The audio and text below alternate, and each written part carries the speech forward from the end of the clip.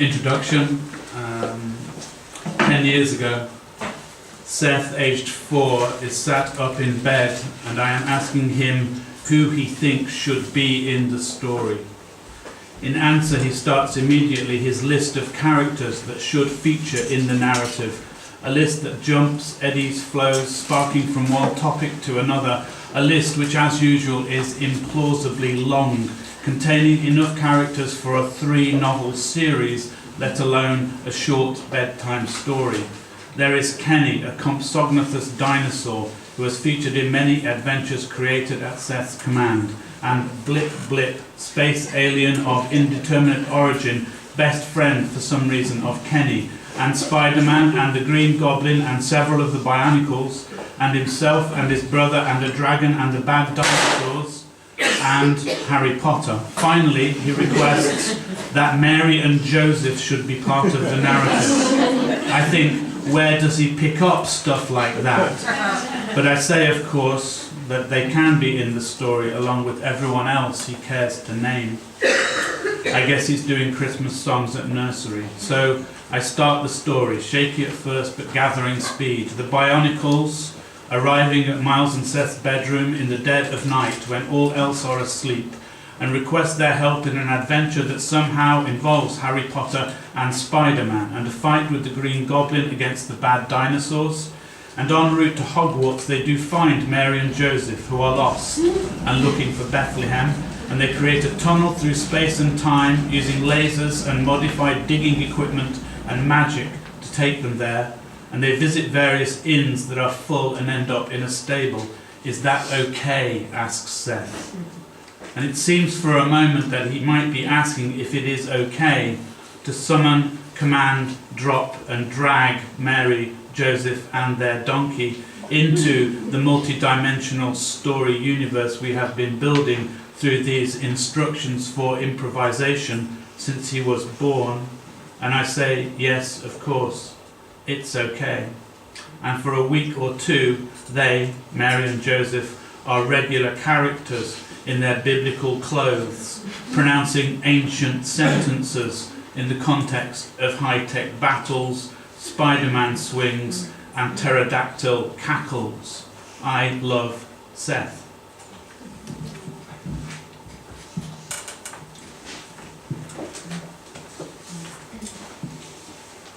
Where there is no choice, there is freedom. I will begin with this idea. I have derived it from the following statement by Krishnamurti in India in 1985. Where there is choice, there is no freedom. And choice exists only when the brain is confused. Krishnamurti spoke of the spiritual dimension of economics and the confusion of capitalism. We can, without distortion, transfer some of his proposal to the simpler equation, where there is no choice, there is freedom, in relation to the impulse of creativity. In so doing, we may consider creative acts in any medium or context as efforts to eliminate confusion, however subjectively defined. A public display of the attempt to eliminate confusion can result in profound communication with strangers. A stranger sees what you have done and experiences some unexpected or obvious degree of clarity. The stranger says, "So that is what the elimination of confusion looks like for that person." The experience is first one of empathy, even emotion. How do tears become words? How do words become gestures? Through the elimination of confusion. Constraints like X-rays reveal the skeleton set in place to reduce the arising of confusion in the work's generation. As they reduce choice in the making of the work, constraints rehearse the fullest possible degree of freedom. Does one choose constraints, or do they grow from seeds planted in the work's material, preceding any idea? We will study them, the way doctors study disease, the way farmers study chickens.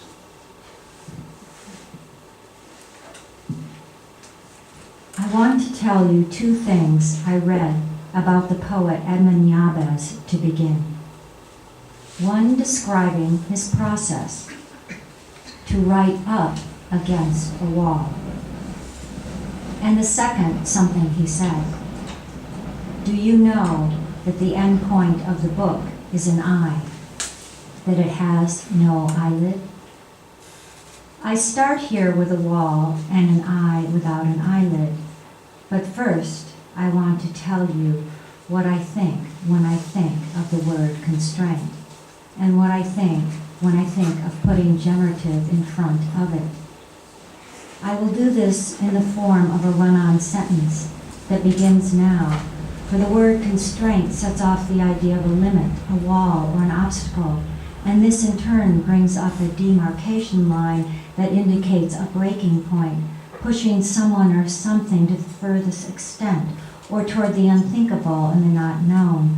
And when partnering this word constraint with the word generative, something yields and comes forth, producing and triggering something into existence, an existence that erupts from an obstacle, that forces one away from where one was headed, or disrupts one's habits, or blocks one's usual road forward, prompting a step back and a disengagement with an open, inclusive eye. This all sounds very dramatic. In truth, when starting a performance, I think little and in a matter-of-fact way. I set a schedule of times to meet, choose a room in which to rehearse, make a directive for performers quickly, bring in subjects that I know little about, and engage a structure given to me by my collaborator, Matthew Goulish, that I understand only superficially. These are all generative constraints, but when they move together, when they move apart, when they force me to look where I would not think to look, when they push, resist, harmonize, and baffle, a performance begins to assemble itself into being.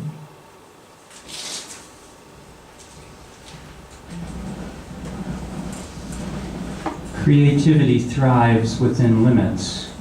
In fact, cannot exist, or anyway can only appear with any degree of legibility within boundaries that challenge it, temper it, and in framing it, make it apparent. Thus, the constraining strategy, the sense of the considered frame or limit, has a dual function. As a countering force for some initial indirection to operate in the work's creation, and as a pattern for a viewer's apprehension of the work. We can consider both of these functions as generative. With this in mind, I will now present a personal typology of 5 generative constraints. 1. Ecology, equal distribution.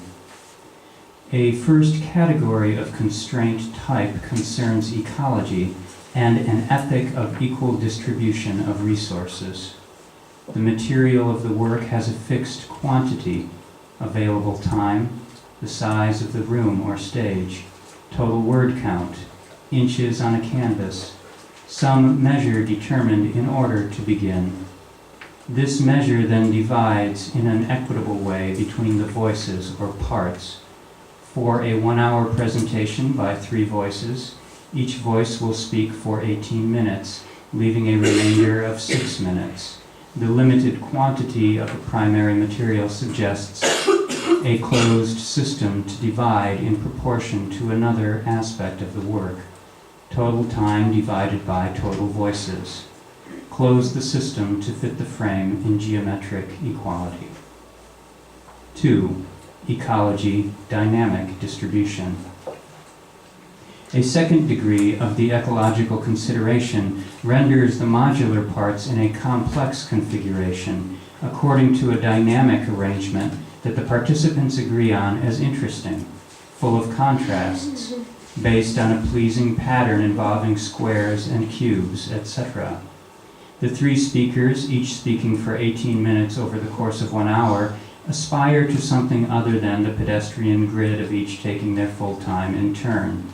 They decide they will each speak 6 times in durations of 1, 2, 4, 8, 2, 1, and the 6 parts will interleave in permutations that disallow one voice in 2 consecutive positions.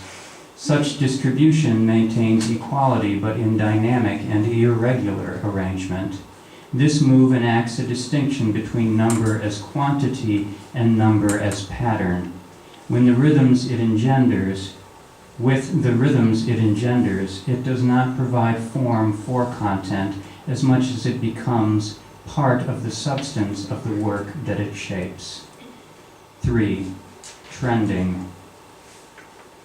Defining a composition's parts relatively in sequence provides an internal logic of trending in a direction.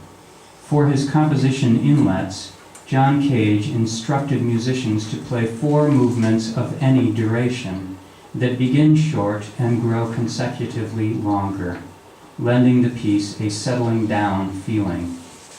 The philosopher Gilles Deleuze stated that in his book Francis Bacon, The Logic of Sensation, the chapters each consider one aspect of Bacon's painting in an order that moves from the simplest to the most complex.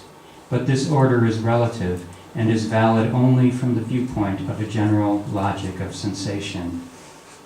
The New York Times crossword begins easy on Monday, then grows increasingly difficult as the week progresses, culminating in Friday's nearly impossible puzzle. 4. Sense disruptors. Every constraint exists in part to challenge habits of thought, but some forefront this objective as primary. Constraints of this type are sense disruptors, engines of the irrational. They reverse the image of containment and escape, since it is the constraining operation that produces the randomization, the unanticipatable rupture of habit. The infamous n+7 devised by the Oulipo group replaces each noun in a text with a noun that appears in a dictionary 7 nouns further along alphabetically. The n+7 operation on a Shakespeare sonnet transforms the line "tomorrow sharpened in his former might" into "tonality sharpened in his former mildew." 5. The persuasion model. Some constraints must be self-guided by the author. They constrain a work to the orbit of a single question or quality, well beyond reasonable expectation of returns. These offer a persuasion model, a subjective path to persistence. Marcel Duchamp resolved to work with materials to which he felt indifferent. Elaine Sixous wrote her dreams upon waking blindly in a dark room. In 1929 Paris, Salvador Dali made a series of visual reports that he called documentaries that recorded everything to pass through his field of vision, restricted to a restaurant tabletop or a square foot of ground near a park bench. The contemporary performance compositions of Nature Theater of Oklahoma discover formal variation within the confines of the episodic recollections of a single life. The director Pina Bausch twice restaged her work Contact Hoff, originally composed in 1978 for her company of dancers. She presented it in 2000 with a cast of non-professional performers over the age of 65, then again in 2008 for a cast of teenagers. The original became the template to contain the radically differing energies of the new performers. These modes resonate through a sense of constrainment by some private process. They are like James Joyce's Dubliner stories, composed around the idea of the gnomon, the absence or remainder. Joyce writes, "It filled me with fear, yet I longed to be nearer to it and to look upon its deadly work." The self-policing persuasion model produces the sense that the work could have been something else, and this otherwise is now lost or missing. The disavowed choice haunts, and in haunting, propels the work. Question. a question for Tim. Can you talk about generative constraints in relation to moving across the borders of different disciplines or contexts? I ask because of the different forms you have engaged, from performance to writing, both critical and fiction and in between, to installation and object making, to name just a few.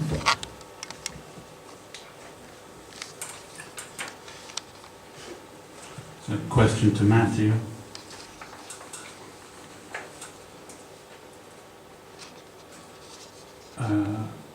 What is the balance, weighting or importance of weighting, or what is the balance, weighting or importance between the practice of adherence and compliance, following rules on the one hand, and creative license, play or invention on the other? How much rests ideally on the rule and how much on the player?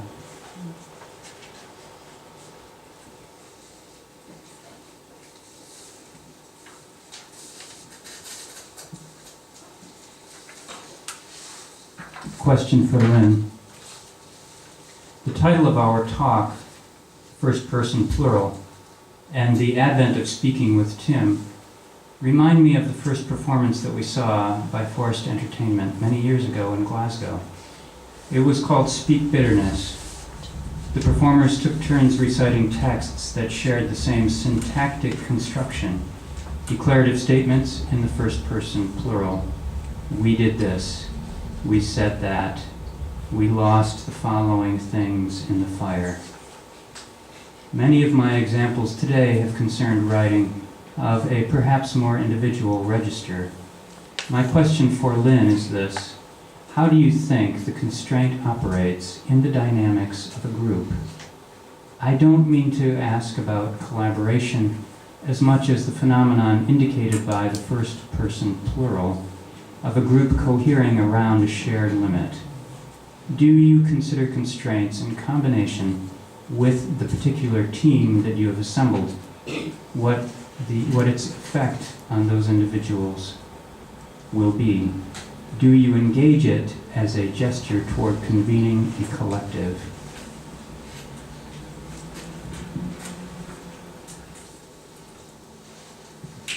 The structure demands that we answer the questions a bit later, so I'm not ignoring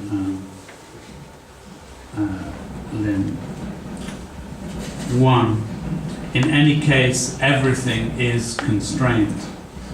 The laws, operational constraints of the physical universe, the frameworks and limitations of human biology and perception, the further frameworks of constraint on consciousness provided by the biological and electrochemical systems of the body, the restricted set of understandings or knowledge that humans have of the universe, the limits of written and spoken language with the problematic of their relation to thought and lived experience, the entire unfolding framework of history, politics, economics, and through these the emerging constructions of gender, race, class. 2. Within this general frame of constraint and produced by it, there exist already the set of developed and developing conventional systems which are, in an operational sense at least, also constraints. You can file these as emerging or established, more or less conventional modes of articulation and expression, production and distribution that have evolved with endless subcategories over time through human agency in relation to the larger constraints of the universe already outlined in one above. The form of the novel and within it the genre of science fiction, or the form of the painting and within it the figurative or abstract or expressionist movements, or the literary form of poetry and within it the specific form of the sonnet might all be examples of this. Constraints are forms, forms are constraints. Through the work, through human invention, pattern and repetition, forms grow, conventions, expectations, formulas, tropes, form and unform, group and unform, and which, in and of themselves, begin to serve as new constraints, limits to, or at least frames on, possible articulation. Constraints here are produced by, or emerge in relation to, many factors, some of them essential, including the physical properties of raw materials of different kinds. Watercolour is different than oil paint. 10 syllables have different reach, stretch and bend than 34. Colour photography registers differently than black and white. More broadly, constraints, forms, emerge in relation to the always specific and always ongoing unfolding of history, politics, economics, and through these emerging and changing constructions of gender, race, class, all of which are in any case themselves complex systems or contexts of constraint. The rise of the novel in the 19th century takes place in the context of political emancipation, the growing idea of the individual, the speaking subject. As an articulation, the novel grows in that particular soil, in the newly arrived box of that particular shape and size which history in all of its emerging complexity has produced. Just as networked art, the crowdsourced, the participatory and so on emerge in relation to the era of the computer network. Looked at in this way, history itself is a constraint. John Berger, there are no exemptions from history. The space of culture itself, a constraint, albeit a growing, morphing constraint which produces forms, modes, genres, conventions, fashions, habits, vogues, markets, all of which channel, force, stretch the possibilities of human articulation and dissemination. It's within the context of 1 and 2 here, the constraints of the universe and the constraints of cultural forms, that the effectively absolute limits or constraints of the universe, the emerging constraints of cultural forms, the third category appears, a third category which might be divided into 2 further categories. 3a, emerging constraints. Operating within the existing constraints 1 and 2 above, these further constraints are inherently, non-negotiably framed by those things, by the first at least, and to a greater or lesser degree by the second, through choices that the artists make about the nature and location of their practice. I.e., people painting with watercolours are forced to deal with the inherent limitations and possibilities of watercolours, whereas novelists and actors, people making word works or stage works, are not. Within their chosen fields of practice, temporary or long-standing, individual artists work on typically establish or develop more focused constraints or limits for particular works or bodies of work. The first-person narrator form is not an essential choice for the novel, but once established through working drafts of a book, it maps or produces a new set of constraints within which the writer is effectively required to operate. In the development of emerging constraints, works established by a process of trial and error formal limits of their own, which then both determine and test experimentally the future limit and possibility of actions and material choices in a particular work, be it novel, musical composition, or hybrid form. What begins as a test of a modality, position, or strategy becomes, as the work continues, an inscription. E.g., a novel does not refer to other people or places by name, or a character never speaks about the past, only about present action, or mention of psychology or motivation is avoided or prohibited, or the colour palette of a particular body of paintings emerges. Once a few stones in a sequence or constellation are laid down, any new additions must dance to the music they produce. These kinds of decisions, to put this here or that there, are sometimes emergent rather than coldly predetermined, but can, as work progresses and goes forwards, take on the property of constraints. And of course, like any limit, these limits are breakable should the practice demand it.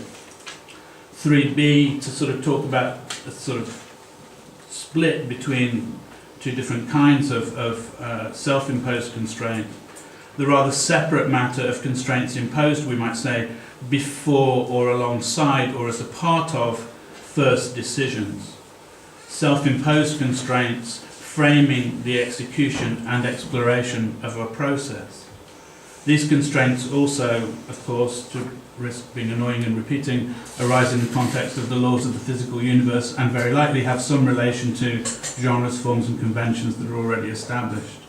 The constraints in this category precede the work in question, rather than arising at some point from it. And the precise nature of these specific pre-established constraints act to determine significant aspects of the form, appearance, dynamics and content of a work. We exist in constraint. It is the ground we operate in. This layer of conscious or formally imposed further constraint must speak to these and to its own particular rules and frame, but also to the other web or webs of restriction we find ourselves in. There are no exemptions from history. We might also, I think, nuance this last category of self-imposed constraint, which precede and produce the work. In the first instance, works may proceed under a formal imposed constraint which the makers have not tested for its affect or procedural fecundity. Especially live performances or processes can easily be set in motion for the first time with an audience present. Works, on the other hand, may also, however, proceed under a formally imposed constraint which has been, to some extent or another, pre-tested and even tweaked in order to enhance or develop its affect and procedural fecundity. There is a formal rigour to leaving the house and taking every first left and second right turn. One can do this without pre-walking the route or Google mapping to check the probable result. For all the maker knows, the following of this procedure could result in a journey of 100 miles. It might just as well, in a city with curved roads rather than a perfect grid, quickly bring one to a dead end, or produce stalemate in a circuit around the car park of a local Sainsbury's. You wouldn't know, let's say, until you did it. We could think of this kind of work as a kind of procedural investigation, and in this case it has an uneven, non-sustainable potentiality. It has the possibility of change and of producing difference. A work like De Ching-Shay's Cage piece, in which De Ching spent a period of 1 year, living inside a cage in his New York loft studio, is also a procedural investigation, but it lacks the same degree of openness to change and chance. As long as the rules are adhered to in this particular piece, its closed potentials are clear, beyond the predictable possibility that he might be forced to break the rules by stopping or by becoming ill. On the other hand, and this is to divide two of these instances of self-imposed constraint that precede works. On the other hand, a work like Forced Entertainment's Quizzula, which consists of performers asking each other questions and being required to improvise answers, only happens because we know already and have tested something of the diversity and dynamic that is possible when answering questions. The rules of the game, the rules of engagement, aren't left flat on the table, but have been adjusted in order that they are, in a certain sense, productive. And they are, in and of themselves, open to the creative intervention of the players. The difference, perhaps, between surviving or enduring a set of rules or constraints and creatively interpreting or playing with those restraints. So 4 minutes to answer Tim's question. I think there are two I'll take two approaches to answering. One is in the composition of the work, and the other is in the apprehension of the work. And in the composition of the work, the weighing or the importance or the balance between following the rule and breaking it or playing. I think the problem of, I think we set up these polarities in a sense to talk about them, but in most cases the generating of the rule is can be the play, and the following of the rule can also be the play, or they must both be play in a sense, or that immediately when we enact a constraint-based work in process, that polarity is already, what do the philosophers say, is always already destabilized in the practice. So it's only stabilized in the conversation around it, I think. And I think that's really, it's important to remember that the unstable is already the precondition. I have this quote in mind from William Blake where he said a tear is an intellectual thing. So emotion is intellectual, which is already a kind of, in practice, in the practice of emotion, there's intellect at work. I say to my students on the last day of class, writing class, we've been working with creative constraints, but once you leave the classroom, your career, your practice continuing will depend entirely on you accepting the constraints that the world gives you as if you had devised them yourself creatively. We will all have to do that someday, and it will not necessarily be not a painful experience. But there's a sort of rewriting of the self that comes with the acknowledgement of the destabilization of the difference between the rule and the following.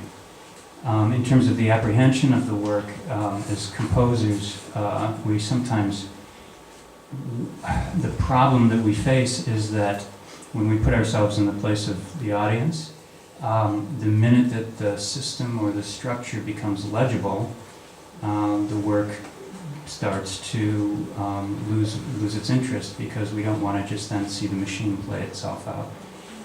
So the question is, how do we compose a rupture at a point where the rupture is needed? Or maybe a better way of framing that part of the question is, when is it key to see the difference between the dancer and the dance?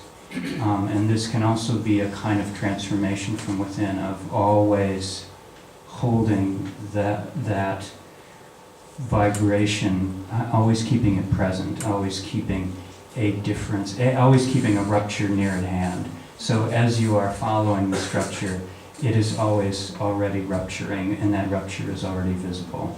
We see the performers in forced entertainment trying to follow this rule and failing or succeeding, and there's a constant breaking down so that the momentum never becomes a machine of death.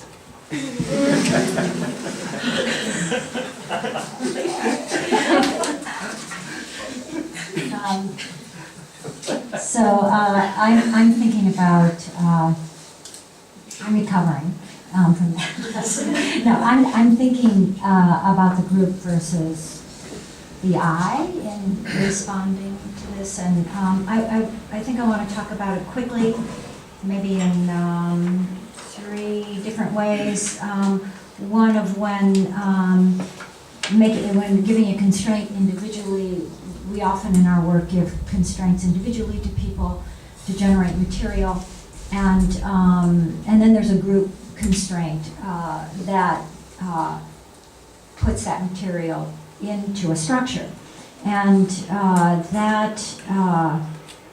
for example, we worked on this piece with a collaboration with 2 Croatian artists and 3 artists from the U.S.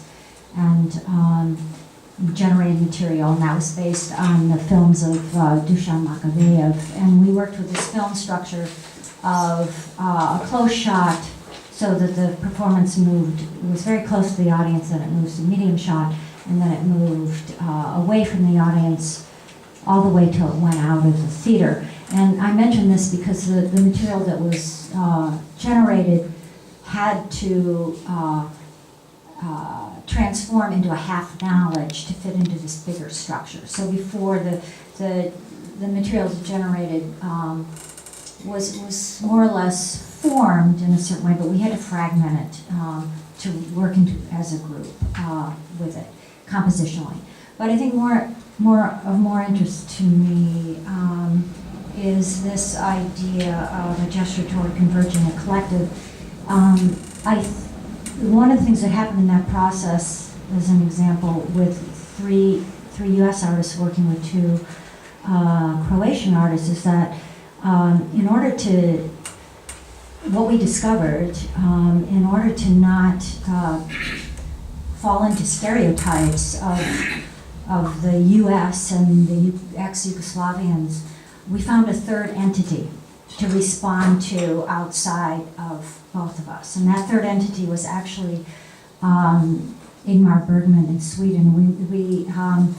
It was an equidistance, we figured, from Zagreb and Chicago, was this third thing. But more to the point about that is finding a meeting place outside of where we could get beyond our personalities and our identities. So that was, I think, that was a really important thing, is finding this third thing. And I think that also is a gesture toward converging a collective. I think finding something that one can come around, that you can all come to from different places, is really important in a group process. And then the other thing about the group is of course just dealing with the constraints that come with jobs, schedules, economies, context, all these things that become something for the whole group to address, as a group to continue working in the U.S., finding ways of doing that, finding creative production, and just being really sensitive to how to sustain ourselves and also how to resist certain things. So those are the things that I think come to mind, yes. Great. I'm going to waste some of my 4 minutes by partly speaking to what Matthew was saying, because it suddenly reminded me, I was speaking about Dashing She's cage piece, and my question to Matthew was about creative interpretation and adherence. And I was using, in what I said here, I used Dashing's piece as an example of, I suppose, enduring and subjugating oneself to a rule, with apparently little scope for creative intervention in your 3.5 meter cage for 365 days. But then there's one photo of Dashing where he's lying on the bed, kind of looking a little bit daydreamy. And I remember talking to him about the picture and saying how much I liked it. And he said, yeah, because when I was lying on the bed, I was inside. And when I would stand off the bed on the rest of the floor, then I would be outside. So it was interesting that even inside this sort of horrifically constraining and, as it were, brutally uncreative invitation of the space, he had made an extraordinary kind of imaginative shift, which gave him huge kind of power, actually. To speak to this question about the group, or rather the question about operating in different contexts between visual art, performance, theatre, and fiction, immediately for me that becomes a question about the group, actually. Maybe I'll try and do this in another way as well, but one of the things about working with the group is, two things about working with the group. One is that I'm used to, as a director, somebody giving impulses to performers, the fact that they never hear what I'm saying properly. They always go off on another tangent. That of 5 or 6 people on the stage, or 20 or however many it is, everybody will hear my very precise, very sort of small instruction differently. And often I sit down, having done that, and they get going, and I kind of just think, what on earth are they doing? I've got no idea where any of this came from. And sometimes that's fantastically useful, and thank God they don't hear me. And other times I have to run and say to certain people, don't do that. But I suppose in the group there is that context of sort of openness and I suppose one accepts the condition of instruction and rule making as one in which one is unlikely to be understood clearly, and that's an important part of the process. The other thing that I think is interesting working with the group, and it's a collective which for the entertainment, the core group of the company, which is 6 people, it's a collaboration that's next year enters its 30th year. And the interesting thing about that group is that nobody particularly feels any great urgency to appearing. So the set of rules that are produced in any given situation are not anybody's kind of cue to start jumping up and down and doing tricks and sort of trying to be there. People are quite happy to occupy space in a fairly minimal way and not to need to create, actually.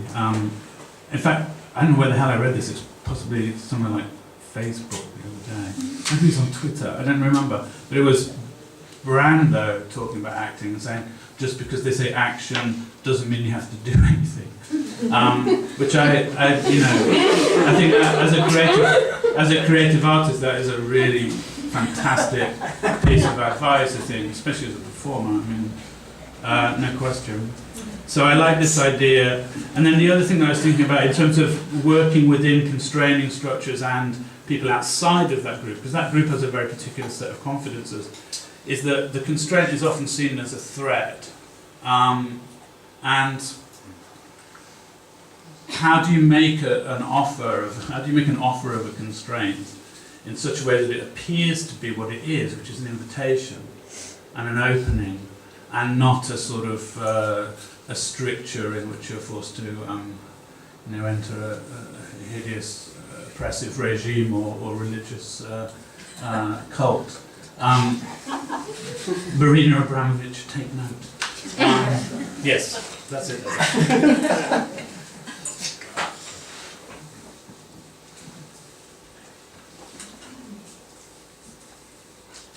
Jim has his shotgun ready.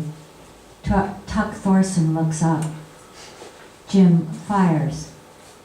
The charge strikes just below the eye, and Tuck falls dead at the foot of the log pile into a hollow. The cattle made that hollow by jumping. You often see cattle jump like that, over the logs on swampy ground, jumping and making a hollow where they came down. We gave performer and collaborator Stephen Thien the following directive written by Matthew Goulish for our performance testimonium. Ethics demonstrated in the geometric. 1, to make a hollow by jumping over a log where the ground is swampy. 2, circling the big chair on its back. What Stephen made in response involves walking and jumping in wet shoes. Our performance testimonium is based on the objectivist poet Charles Reznikoff's work Testimony, an unfinished poem of over 500 pages. Reznikoff, who had a background in law, collected, compiled, and revised courtroom transcripts of testimonies from hundreds of criminal cases or cases of workplace negligence spanning the years 1885 to 1915 from various regions of the United States. The beginning passage I just read is read by Brian Singer in the performance and drawn from a section Reznikov names Property. Reznikov's poetics are described as a bare pattern of events in the brightest possible light. Reznikov himself describes his objectivism in the following way. With respect to treatment of subject matter in verse, and the use of the term objectivist and objectivism, let me again refer to the rules with respect to testimony in a court of law. Evidence to be admissible in a trial cannot state conclusions of fact. It must state the facts themselves. Reznikov was strongly influenced by the philosopher Baruch Spinoza. Spinoza believed that good and evil were relative concepts, claiming that nothing is intrinsically good or bad except relative to a particularity. Reznikov's testimony is filled with brutal, irresolvable moments of ethical crisis. The narratives presented are aloof, prosaic, and ruthlessly straightforward. This is required by the intensity of the horror of the testimonies. The externals of a thing or an event are stated. Unspoken are the emotions which Reznikov believed the reader would provide for herself. I tell you all this because Reznikov himself was a walking generative constraint. His ideas are the ones that I strive for in making a performance, particularly the idea of constructing emotion rather than expressing it.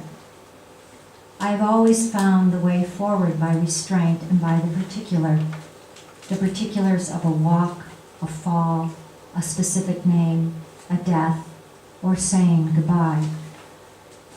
In the performance, Brian recites these words about the poet, about Reznikov.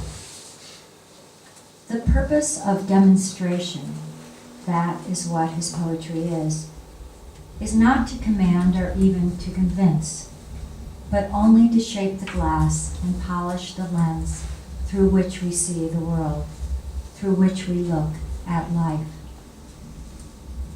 The directive we gave Stephen begins with an overarching statement that relates to Spinoza and Reznikov, ethics demonstrated in the geometric.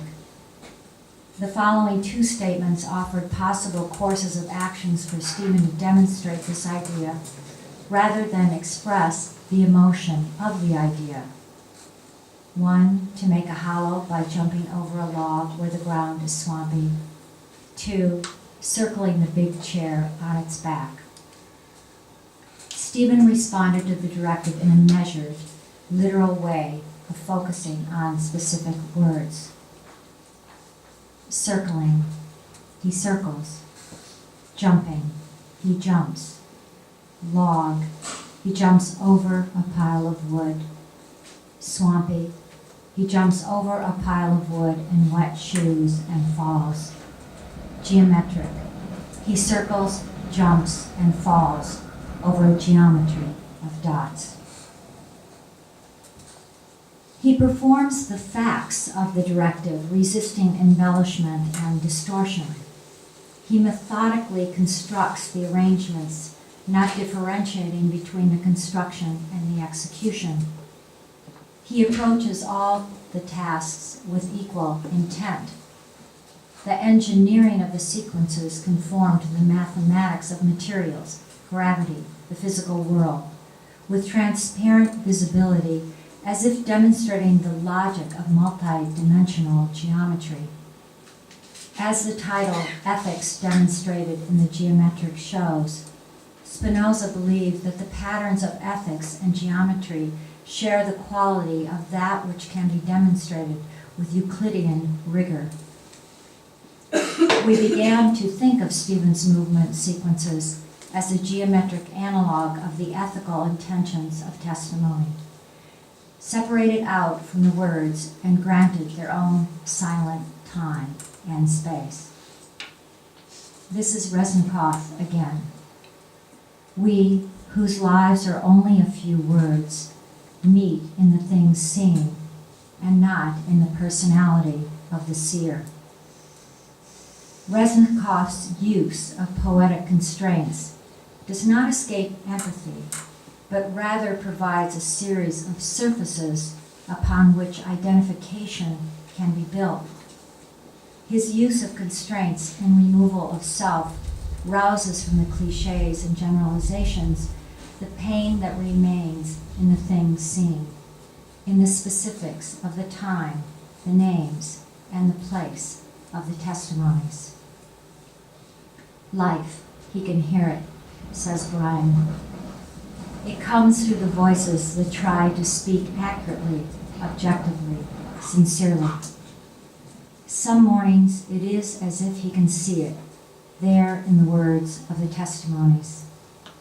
The first morning he saw it, the words on the page seemed to give off a glow. The names, Bernadette, Jeremiah, Abigail, Tuck, they gave off a vibrating light, like from the flame of a hidden candle. They are quick. Their reach is long.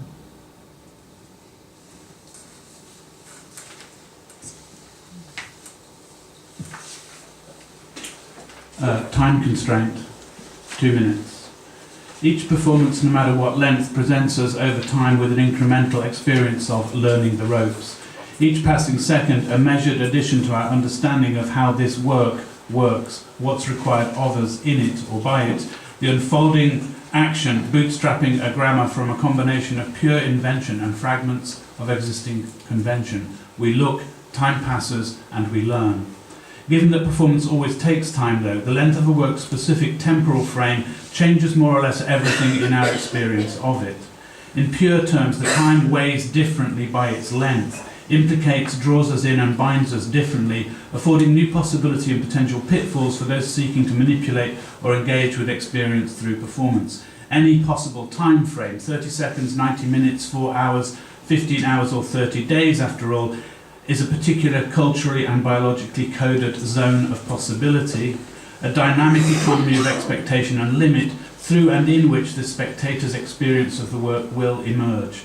Each time span functions differently, in one sense because each has the potential to contain more or less information, structured in more or less complex ways over its duration, and in another sense because individual spectators manage their attention, physical presence and relation to others differently over different periods of time. The most commonly occurring time formats, say between 90 and 120 minutes, have their own specific culture and biorhythmic forms of expectation and possibility. Indeed, the peak and trough phases of timelines in this vicinity are very likely the most well-known to contemporary dramatists, filmmakers and audiences.